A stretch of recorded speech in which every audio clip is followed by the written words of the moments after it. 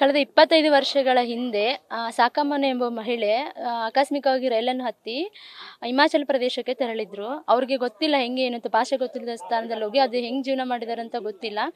So ಇತ್ತೀಚೆಗೆ ಏನಾಗಿದೆ ಅಂದರೆ, ಅಲ್ಲಿ ಮಂಡಿ ಜಿಲ್ಲೆಯ ಬಲ್ ವ್ಯಾಲಿ ಎಂಬ ತಾಲೂಕಿನಲ್ಲಿ ಬರ್ತಕ್ಕಂಥ ಭಾಂಗ್ರೋಟು ಅನ್ನೋ ಊರಲ್ಲಿ ಒಂದು ವೃದ್ಧಾಶ್ರಮದಲ್ಲಿ ಇದ್ರು. ಸೊ ಅಲ್ಲಿಗೆ ಇನ್ಸ್ಪೆಕ್ಷನ್ಗೆ ಹೋಗಿರುವಂಥ ಮಂಡಿ ಜಿಲ್ಲೆಯ ಅಪರ ಜಿಲ್ಲಾಧಿಕಾರಿಗಳು ಏನು ಮಾಡಿದ್ದಾರೆ, ಇವರನ್ನು ಮಾತಾಡಿಸಿದಾಗ ತಿಳಿದು ಬಂದಂಥ ವಿಷಯ ಇವರು ಕನ್ನಡದವರು ಅಂತ. ಸೊ ಆಗ ಇತ್ತೀಚೆಗೆ ಅಲ್ಲಿಗೆ ಡಿಪ್ಯೂಟ್ ಆದಂಥ ಕನ್ನಡ ಮೂಲದ IPS ಅಧಿಕಾರಿ ರವಿನಂದನ್ ಸರ್ ಅವರಿಗೆ, ಇಲ್ಲ ನೀವು ಅಲ್ಲಿ ಹೋಗಿ ಸ್ವಲ್ಪ ಮಾತಾಡಿಸಿ, ಅವ್ರು ಕರ್ನಾಟಕದವರು, ಏನಾದರೂ ಗೊತ್ತಾಗ್ಬೋದೇನೋ ಅವ್ರು ಎಲ್ಲಿಯವರು ಅಂತ ಹೇಳಿದಾಗ, ರವಿನಂದನ್ ಸರ್ ಅವರು ಬಂದು ಅವರನ್ನು ಮಾತಾಡಿಸಿದಾಗ ಗೊತ್ತಾಗಿದ್ದು ಅವ್ರು ಹೊಸಪೇಟೆಯ ಡನ್ನನ ನಾಯಕನ ಕೆರೆ ಮೂಲದವ್ರು ಅಂತ. ಸೊ ಅದಾದಮೇಲೆ ಅವ್ರು ಏನು ಮಾಡಿದ್ದಾರೆ, ಆ ವಿಡಿಯೋನ, ಅವ್ರನ್ನ ಮಾತಾಡಿಸಿದ ವಿಡಿಯೋನ ಅವರ ಸ್ನೇಹಿತರಾದಂಥ ವಿಜಯ್ ಕುಮಾರ್ ಅವ್ರಿಗೆ ಶೇರ್ ಮಾಡಿದ್ದಾರೆ, ಬೆಂಗಳೂರು ಮೂಲವ್ರದ್ದು. ಅವರು ವಿಜಯ್ ಕುಮಾರ್ ಅವ್ರು ಏನು ಮಾಡಿದ್ದಾರೆ, ಆ ವಿಡಿಯೋನ ನಮ್ಮ ಸಮಾಜ ಕಲ್ಯಾಣ ಇಲಾಖೆಯ ಕಾರ್ಯದರ್ಶಿ ಆದಂಥ ಮಣಿವಣ್ಣನ್ ಸರ್ ಅವ್ರನ್ನ ಟ್ಯಾಗ್ ಮಾಡಿ ಟ್ವಿಟರಲ್ಲಿ ಹಾಕಿದ್ದಾರೆ. ಸೊ ಅದನ್ನು ನೋಡಿದಂಥ ಮಣಿವಣ್ಣನ್ ಸರ್ ಅವರು ಇವ್ರದ್ದು ಎಲ್ಲ ಕಾಂಟ್ಯಾಕ್ಟ್ ನಂಬರ್ ಕಲೆಕ್ಟ್ ಮಾಡೋಕ್ಕೆ ಪ್ರಯತ್ನ ಪಟ್ಟು ಇಮಿಡಿಯೇಟಾಗಿ ಜಿಲ್ಲಾಧಿಕಾರಿಗಳಿಗೆ, ನಮ್ಮ ಬಳ್ಳಾರಿ ಜಿಲ್ಲೆ ಜಿಲ್ಲಾಧಿಕಾರಿಗಳಿಗೆ ಮತ್ತು ನಮ್ಮ ಸಮಾಜ ಕಲ್ಯಾಣ ಇಲಾಖೆ ನಿರ್ದೇಶಕರಾದ ಮಲ್ಲಿಕಾರ್ಜುನ್ ಸರ್ ಅವರಿಗೆ ನಿರ್ದೇಶನ ನೀಡಿ ಆದಷ್ಟು ಬೇಗ ಟೀಮನ್ನು ರೆಡಿ ಮಾಡಿ ನೀವು ಮಂಡಿ ಜಿಲ್ಲೆಗೆ ಕಳಿಸಿ ಆ ಸಾಕಮ್ಮನ ಕರೆತರೋ ವ್ಯವಸ್ಥೆ ಮಾಡಬೇಕಂತ ಹೇಳಿದಾಗ ಇಮಿಡಿಯೇಟಾಗಿ ನಮ್ಮ 3 ಜನ ಟೀಮ್ನ ರೆಡಿ ಮಾಡಿ ಮಂಡಿ ಜಿಲ್ಲೆಗೆ ಕಳಿಸಿದರು. ಸೊ ಅಲ್ಲಿ ಹೋದ್ಮೇಲೆ ಸಾಕಮ್ಮ ಹೋಗಿ ನಾವು ಸಂಡೇ ಹೋಗಿ ಮೀಟ್ ಮಾಡಿದ್ವಿ. ಸಾಕಮ್ಮ ಒಪ್ಕೊಳ್ಳೋಕೆ ರೆಡಿ ಇರಲಿಲ್ಲ. ನೀವು ಬರ್ತೀರಾ, ಬಂದು ಮಾತಾಡ್ಸಿ ಹೋಗ್ತೀರಾ, ನಿಮ್ಮ ಕೆಲಸದಿಂದ ಬಂದಿರಾ ನೀವು, ನನಗೆ ಹೆಂಗೆ ಕರ್ಕೊಂಡು ಹೋಗ್ತೀರಾ ನೀವು ಅಂತ ನಂಬಕ್ಕೆ ರೆಡಿ ಇರಲಿಲ್ಲ. ಸೊ ಹಾಗಾಗಿ ನಾವು 2 ದಿನ ಅವ್ರ ಹತ್ರ ಟೈಮ್ ಸ್ಪೆಂಡ್ ಮಾಡಬೇಕಾ ಬಂತು. 2 ದಿನ ಅವ್ರ ಜೊತೆ ಇದ್ದು, ಅವ್ರ ಜೊತೆನೇ ಊಟ ಮಾಡಿ, ಬೆಳಗಿಂದ ಸಂಜೆ ತನಕ ಅವ್ರ ಜೊತೆ ಇದ್ದು, ಸೊ ಅವಾಗ ನೆಕ್ಸ್ಟ್ ಡೇನು ಮತ್ತೆ ನಾವು ಹೋದಾಗ ಅವ್ರಿಗೆ ನಂಬಿಕೆ ಬಂದು, ಅವ್ರ ಮನೆಯವ್ರ ಜೊತೆ ವಿಡಿಯೋ ಕಾಲಲ್ಲಿ ಮಾತಾಡ್ಸಿದ ಮೇಲೆ ಅವ್ರ ಅಕ್ಕರನ್ನೆಲ್ಲ ಗುರ್ತಿಡಿದ್ರು. ಅವರು ಮಾತಾಡ್ಸಿದ ಮೇಲೆ ಅವ್ರಿಗೊಂದು ನಂಬಿಕೆ ಬಂದು, ಆಯಿತು ಬರ್ತೀನಿ ಅಂತ ಹೇಳಿ ನಿನ್ನೆ ನಮ್ಮದು ಬೆಳಗ್ಗೆ 4:15 ಫ್ಲೈಟ್ ಇತ್ತು, 8:15ಗೆಲ್ಲ ಬಿಟ್ವಿ ಮಂಡಿಯಿಂದ. ಸೊ 4:15 ಫ್ಲೈಟಿಗೆ ಬಂದು 7:30 8 ಗಂಟೆಗೆಲ್ಲ ಬೆಂಗಳೂರು ಇದ್ವಿ.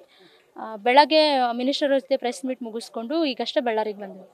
ಮೇಡಮ್, ಅಲ್ಲಿ ಹೋದ ತಕ್ಷಣ ಹೇಗಿದ್ರು ಮೇಡಮ್? ಅವ್ರ ಆರೋಗ್ಯ ಸ್ಥಿತಿ ಆಯಿತು, ಅವ್ರ ಜೊತೆಗೆ ನಡವಳಿಕೆ, ಅವ್ರು ಮಾತಾಡಿದ್ರ, ಗುರ್ತಾ ಹಿಡಿದ್ರ, ಕನ್ನಡ ಮಾತಾಡಿದ ತಕ್ಷಣ ಏನೊಂಥರ ಖುಷಿ ಅದು ಕಾಣ್ತಾ? ಅವರು ತಟಸ್ಥರು, ಅವ್ರಿಗೆ ಖುಷಿ ದುಃಖ ಇದು ಯಾವುದನ್ನು ಎಕ್ಸ್ಪ್ರೆಸ್ ಮಾಡಲ್ಲ ಅವರು. ಬಟ್ ಕನ್ನಡ ಜನ ಬಂದಾರಂದರೆ ನನ್ನ ದೇಶದ ಜನ ಬಂದಾರೆ ಅನ್ನೋ ಫೀಲ್ ಅವ್ರಿಗೆ ಅಷ್ಟೇ. ನನ್ನ ದೇಶದವ್ರು ಬಂದಾರೆ, ಆದ್ರೆ ಕರ್ಕೊಂಡು ಹೋಗಲ್ಲ ಇವರು ಅನ್ನೋದೊಂದು ಗಾಢವಾದ ಇದು ಇತ್ತಲ್ಲ, ಅದಷ್ಟೇ. ಬಿಟ್ಟರೆ ಅದು ಅವರು ಆರೋಗ್ಯವಾಗಿದ್ದಾರೆ. ಅವ್ರ ಆ್ಯಕ್ಟಿವಿಟೀಸ್ ಅವ್ರು ಮಾಡಿಕೊಂಡು ತುಂಬ ಸ್ವಾಭಿಮಾನಿ ಅನಿಸುತ್ತೆ. ಅವ್ರ ಆ್ಯಕ್ಟಿವಿಟೀಸ್ ಅವ್ರು ಮಾಡಿಕೊಂಡು ಊಟಕ್ಕೆ ಎಲ್ಲ ಮಾಡ್ಕೊಂಡು ಅವ್ರು ಆರೋಗ್ಯವಾಗಿ ಇದ್ರು. ಯಾಕಂದ್ರೆ ಇದು ಒಂದು ನಿಮ್ಗೆ ವಿಶೇಷ ಪ್ರಕರಣ. ಈ ಥರದ್ದು ಒಂದು ಬೇರೆ 25 ವರ್ಷಗಳ ನಂತರ ಮತ್ತೆ ಸಿಗ್ತಾರೆ. ಯಾವ ಥರ ಚಾಲೆಂಜಸ್ ಇತ್ತು, ಯಾವೆಲ್ಲ ಪೇಸ್ಗಳಲ್ಲಿ? ಯಾಕಂದ್ರೆ ಅವ್ರು ಕರ್ಕೊಂಡ್ಬರ್ಬೇಕಾದ್ರೆ ಏನು ಗೊತ್ತಿರೋದಿಲ್ಲ, ಫ್ಲೈಟು ಅಂದರೆ ಫಸ್ಟ್ ಟೈಮು. ಆ ಥರದ್ದು ಏನಾದರೂ ಅನುಭವ ಆಯ್ತಾ?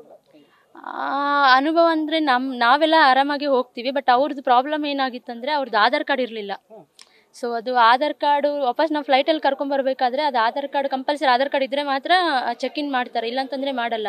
ಸೊ ಅದು ಒಂದು ಸ್ವಲ್ಪ ಪ್ರಾಬ್ಲಮ್ ಆಗಿತ್ತು ನಮಗೆ. ಅವರನ್ನು ಕನ್ವಿನ್ಸ್ ಮಾಡೋದೇನು ಮಾಡಿದ್ವಿ, ಬಟ್ ಅಲ್ಲಿಂದ ಫ್ಲೈಟಲ್ಲಿ ಕರ್ಕೊಂಬರೋದು ಹೆಂಗೆ ಅಂತ ದೊಡ್ಡ ಆಲೋಚನೆ ಆಗಿತ್ತು.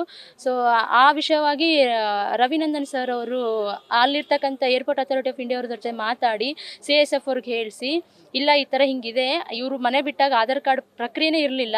ಸೊ ಹಾಗಾಗಿ ಮನೆಯವರೆಲ್ಲ ಸತ್ತಿದ್ದಾರೆ ಅಂತ ತಿಳ್ಕೊಂಡಿದ್ರು. ಸೊ ಹಂಗಾಗಿ ಅವರನ್ನು ಆದಷ್ಟು ಚೆಕ್ ಇನ್ ಮಾಡಿಸ್ಕೊಡಿ ಅಂತ ಕೇಳ್ಕೊಂಡಿದ್ರು.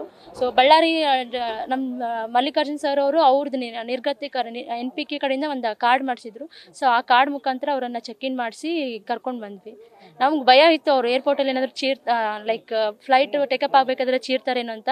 ಆ್ಯಕ್ಚುಲಿ ನಾವು ಭಯ ಬಿದ್ವಿ ವಿನ ಅವ್ರೇನು ಭಯ ಬೀಳಿಲ್ಲ. ಅವ್ರು ಆರೋಗ್ಯವಾಗಿ ಕಾನ್ಫಿಡೆಂಟ್ ಆಗಿ ಇದ್ರು. ಈಗ ವಿಡಿಯೋ ಕಾಲ್ ಮಾಡಿ ತೋರಿಸಿದ್ರು ಮೇಡಮ್, ಆ ಥರ ಯಾವ ಥರ ಎಕ್ಸ್ಪ್ರೆಷನ್ ಮಾಡಿದ್ರು ಮೇಡಮ್ ಅವರು? ಸೊ ಕುಟುಂಬಸ್ಥರ ಮುಖ ನೋಡಿದಾಗ ಏನು ಗುರ್ತಿಸಿದ್ರು ಅಷ್ಟೇ. ಆ ಥರ ಎಕ್ಸ್ಪ್ರೆಷನ್ಸ್ ಅಂತೇನಿಲ್ಲ, ಗುರ್ತಿಸಿದ್ರು. ಓಕೆ ನಮ್ಮ ಅಕ್ಕ, ಇನ್ನೊಂದು ಸ್ವಂತ ಅಕ್ಕ, ಇವರು ಇನ್ನೊಂದು ತಂಗಿ, ಮಕ್ಕಳನ್ನ ಮಾತ್ರ ಗುರುತಿಡ್ತಿಲ್ಲ ಅವರಷ್ಟೇ. ಅವ್ರ ಪ್ರಕಾರ ಮಕ್ಕಳು ಇನ್ನೂ ಚಿಕ್ಕವ್ರೆ, ದೊಡ್ಡವರಾಗಿದ್ದಾರೆ ಅಂತ. ಹೇಗಿತ್ತು ಮೇಡಮ್ ಈ ಅನುಭವ ಒಟ್ಟಾರೆ? ಎಷ್ಟು ಜನ? ಇದೊಂದು ಒಳ್ಳೆ ಕೆಲಸ, ಅನ್ಎಕ್ಸ್ಪೆಕ್ಟೆಡ್ ಆಗಿ ಬಂದಿರೋ ಅವಕಾಶ ಇದು. ತಾಯಿ ಮಕ್ಕಳನ್ನ ಒಂದು ಮಾಡುವಂಥ ಪುಣ್ಯದ ಕೆಲಸ. ಹೌದು ಹೌದು ಹೌದು. Bharati, warden, number 4 girls hostel. News first, ನಿರ್ಭೀತಿಯಿಂದ ನಿಮ್ಮ ಪರವಾಗಿ.